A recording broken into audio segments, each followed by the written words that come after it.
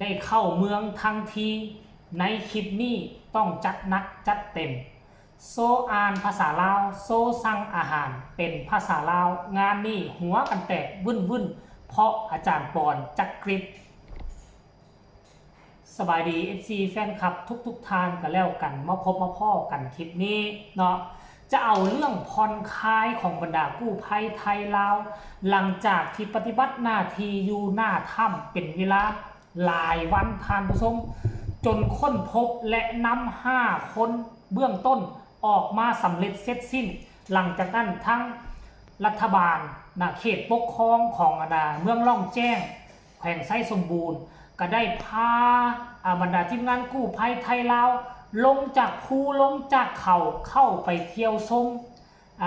เขตเมืองล่องแจ้งเมืองประวัติศาสตร์การต่อสู้กอบกู้กลัวจะได้เป็นประเทศลาวเป็นฐานที่มั่นสุดท้ายของเมกาท่านผู้ชมเนาะเส้นทางจากจุดเกิดเหตุหมู่บ้านอย่างก็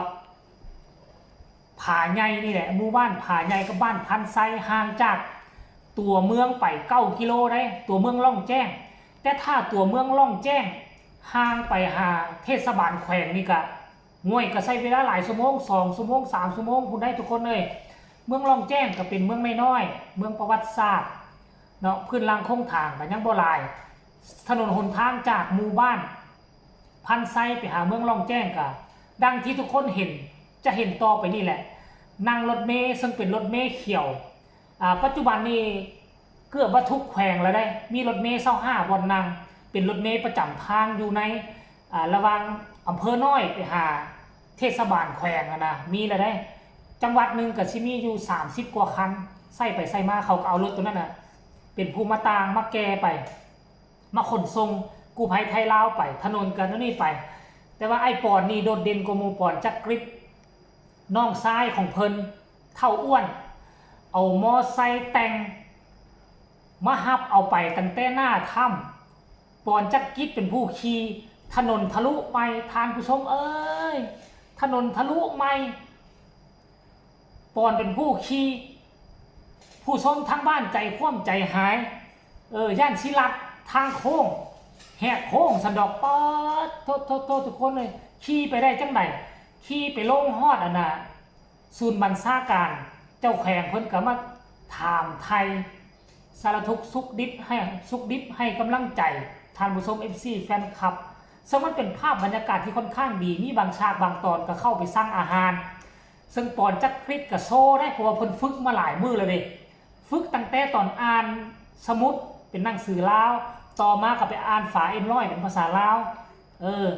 หลายสิ่งหลายอย่างซึ่งเป็นผู้หนึ่งที่โดดเด่นดังที่สุดในกลุ่มกู้ภัยที่มาครั้งนี้ข้ามฟังมาฮอดด่านกับคนลาวขอถ่ายรูปมาฮอดสนามบินกับเจ้าหน้าที่ลาวขอถ่ายรูปมาลงสนามบินล่องแจ้งประชาชนลาวก็ไปขอถ่ายรูปแต่ผู้เดียวนี่ได้ถือว่าดังสุดท่านผู้ชม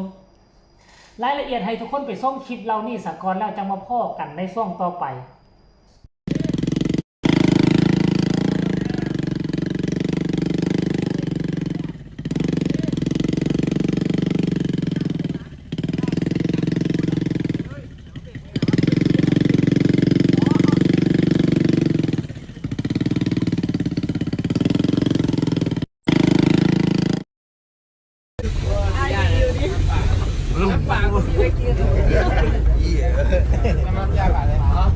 หัวไปใกล้ฉันทรมานยังไงหวีอย่างนี้เหรอโอ้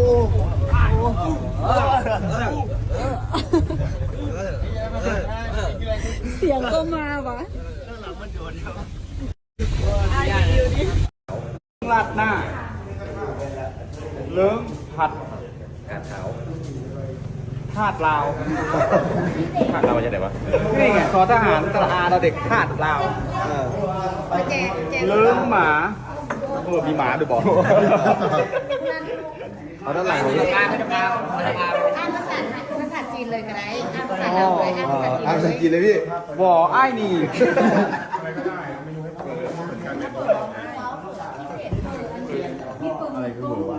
ไม่เหวอเอาเหวอคืออะไรอ่ะก็ก๋วยเตี๋ยวไงราดหน้า พี่ต้องอ่านใหม่ด้วยว่าแดกจี้ป่ะ อันนี้เม็ดลิใช่ไหม แมทชี่อันนี้มังแถวประเสริฐ มังไหน นี่ นางแก้วประเสริฐตะขยันพักมาเลยนี่ ใช่ แม่เฟืองลุดจอมมีทิมซี่ทำมะลิสา ทำมาวงศา ตัวนี้แหละไม่เป็นไร มีอะไรอีกอ่ะนี่นางศรีวิไลศิลาเพชร นางศรีวิไลถึกตัวนี้ถึกตัวนี้ถึก อันนี้ ตัวนี้ถึก พาเฮงลาดละอิง ด้าเองราชวงศ์ เอาละ อ อันนี้ย่าลาวติวเล็ด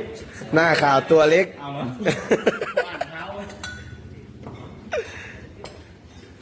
เท้าลิงพิมพ์ข้ามไฉ เท้าหลงคนไกลบ้านพี่ เอาละ ก็เลยเรื่อง สุดสะวัม สวรรค์เขตเลย ซิมสว่าง สุขสวรรค์สมสว่างสวรรค์และสมสว่าง พี่ต้องอ่าน เห็นบอกทุกคนขั้นท่าบ่สามารถเอา5 คนนั้นออกมาได้เฮาก็จะบ่ได้เห็นการผ่อนคลายของบรรดากู้ภัยไทยลาว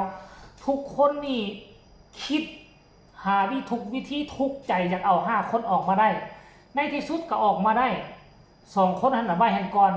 มือก่อนนี่ออกมาลุยในเมืองสะกอนมากินอาหารดีมานอนโรงแรมดีๆมาจัดวันเกิดให้กับทีมงานของไอปอนแต่ว่าวันเกิดเอาไว้สุดหน้าสิเราสู่ฟังสุดนี้ก็เอาให้ทุกคนมาเบิ่งกันสะกอนท่านผู้ชมและพวกเจ้าฮู้บ่เข้าไปในเมืองปุ๊บบัดสิกลับมาในถ้ำพายุสัตว์มาถล่มทลาย